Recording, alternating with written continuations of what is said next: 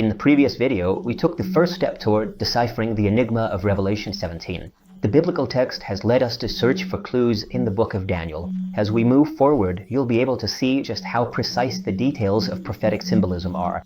And as you discover how historical events align so incredibly perfectly with what the prophecy predicts, your confidence in biblical prophecy will undoubtedly continue to grow. In this video, we're going to identify the four kingdoms represented by the four beasts in Daniel chapter 7. Let's begin.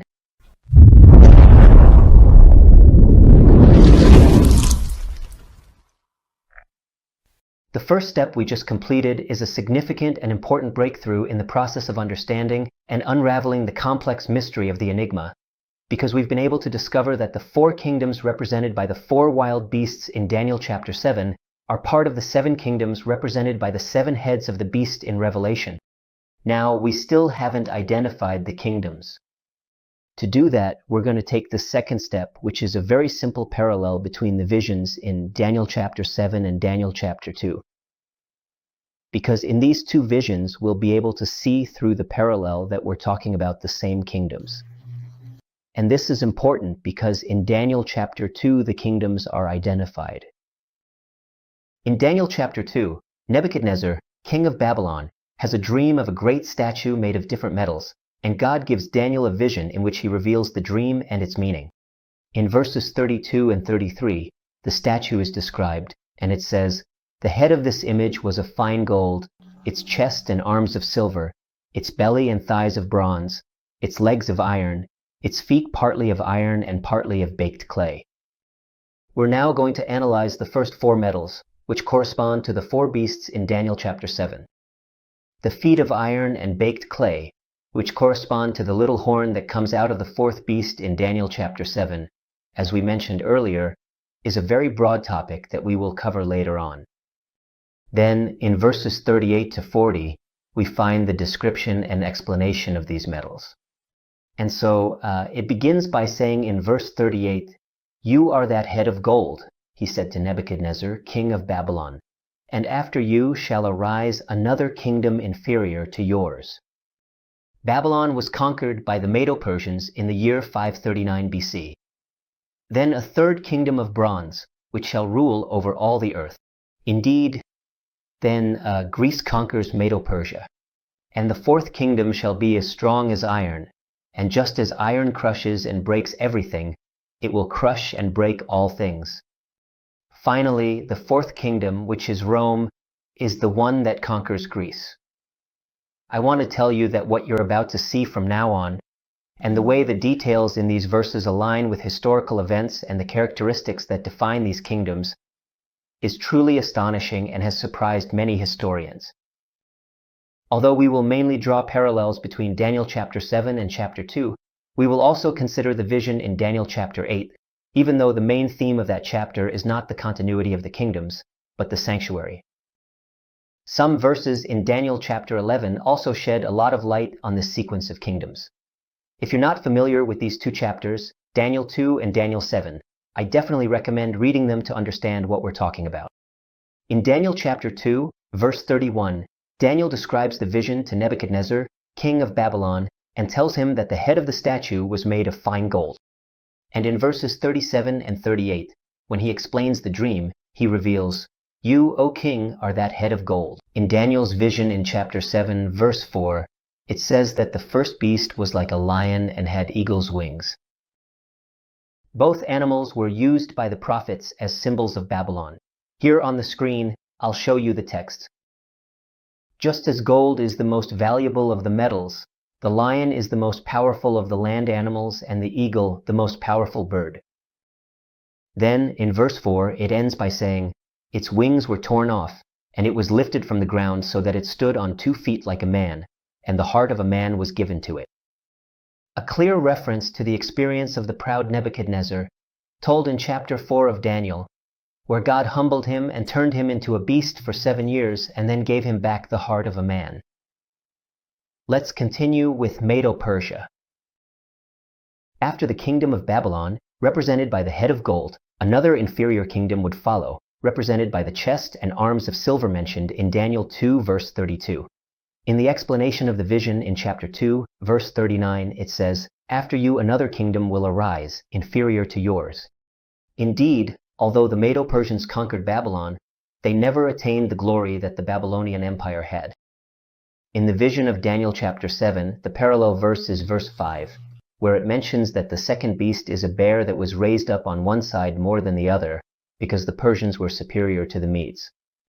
And at the end of the verse, it says that it had 3 ribs between its teeth, because in order to consolidate the Medo-Persian Empire, they had to conquer 3 other kingdoms: Lydia, Babylon, and Egypt.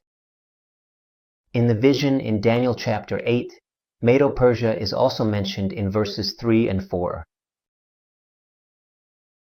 There it mentions, speaking of a ram that represents the Medo-Persian Empire, it says, "Although the horns were high, one was higher than the other."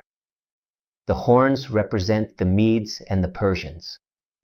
And although both the Medes and the Persians were important kingdoms, it says that one was higher than the other because the Persians were superior to the Medes. And the higher one, it goes on to say, and the higher one came up later. Cyrus the Great, founder of the Persian Empire and king of the Medes, appears in history in the year 559 BC as governor of the small province of Anshan.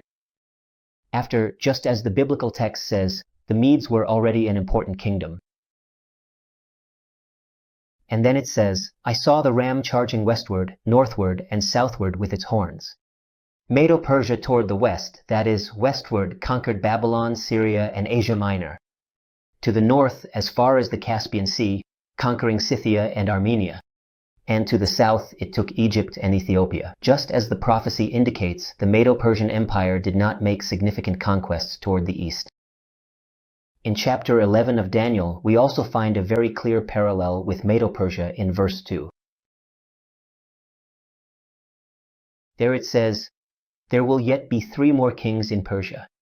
Indeed, there were 3 kings, Cyrus II, Cambyses II, and Darius I. And then it says that the 4th will be richer than all of them. The 4th king, Xerxes I, known as Ahasuerus in the Bible, is the ruler who made Esther queen.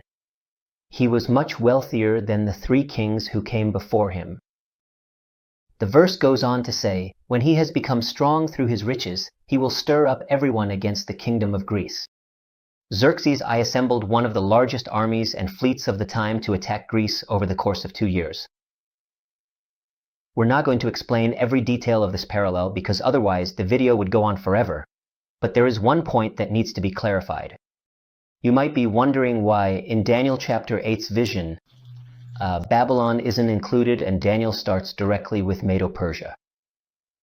Many theologians explain that even though Babylon had not yet been conquered by Medo-Persia when Daniel had this vision, Babylon had already fulfilled its role in this prophetic stage, and now it was Medo-Persia that was stepping onto the scene. But that explanation, well, TCH isn't the real reason and would be actually forcing the historical events because, in fact, between the vision in Daniel chapter 7, where Babylon does appear, and the vision in chapter 8, where it doesn't, only 2 years had passed, and you see, there was no significant historical event that would justify its presence in one and absence in the other. The real underlying reason is indeed actually something else, and it's that the book of Daniel is written in 2 languages. Daniel wrote nearly completely in Aramaic for the first half of his book directed toward Gentiles, that is non-Jews, and he wrote in Hebrew for Jews during its second half. Chapter 7, the vision in chapter 7, is the last chapter that he writes in Aramaic, and chapter 8 is the first chapter that he writes for the Jews in Hebrew, where the language changes and the theme changes. The central theme of the vision in chapter 8 is the sanctuary. That's why he uses clean animals according to the terminology of the sanctuary. That's why it talks about the prophecy of the 2,300 evenings and mornings, at the end of which the sanctuary will be cleansed. In other words, the central theme of the vision in chapter 8 is not the succession of kingdoms, but the sanctuary. And regarding chapter 11, as you may already be aware, it is arguably one of the most difficult prophetic chapters in the entire Bible, and the theme and details of this chapter, of course, go beyond the scope of this video. In chapter 2 of Daniel, in verse 32, it continues by saying, The third kingdom of bronze referring to Greece, which is the next empire after conquering Medo-Persia. And it goes on to say, which shall rule over all the earth. Greece expands throughout the known world. And in the vision of chapter 7, verse 6, another beast appears, similar to a leopard with 4 wings of a bird on its back. The leopard is known for its speed, enhanced by the 4 wings. It represents Alexander the Great and the swiftness of his conquests, since between 334 and 330 BC, he even managed to conquer as far as India. This beast also had 4 heads, and dominion was given to it, referring to the fact that when he died young, his kingdom was divided among his 4 generals. In chapter 8, verses 5 through 8, a male goat appears that, as we have previously observed and noted, attacks a ram that represents Medo-Persia. The male goat represents Greece not touching the ground, symbolizing speed. The prominent horn between its eyes represents Alexander the Great, and the ram, with its 2 horns, represents Media and Persia.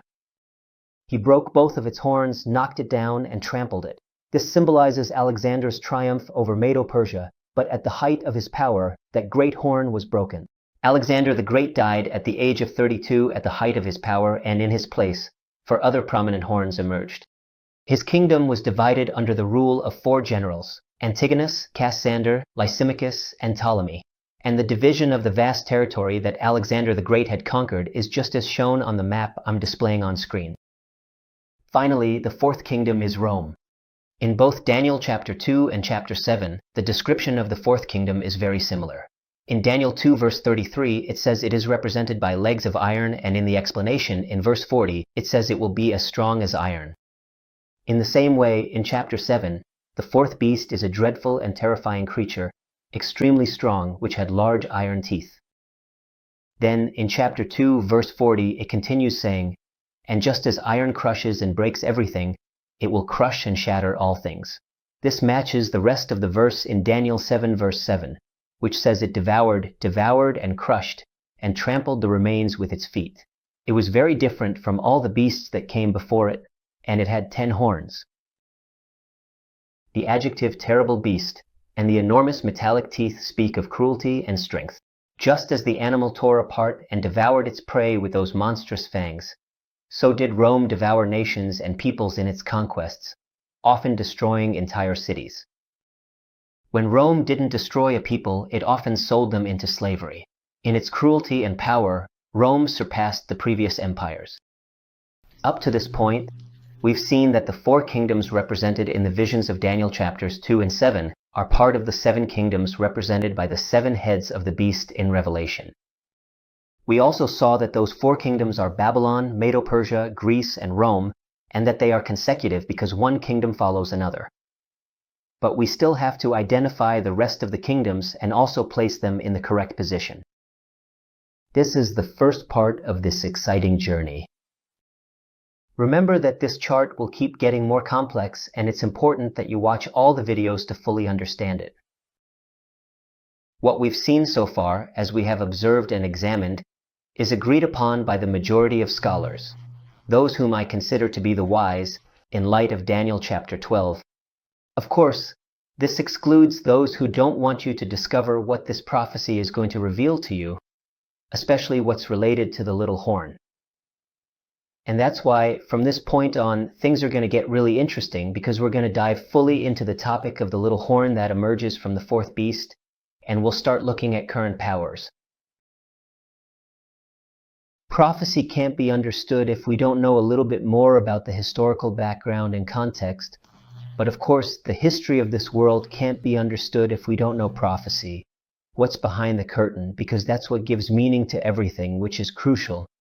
And remember, understanding this topic could mean everlasting salvation and peace for you and your family.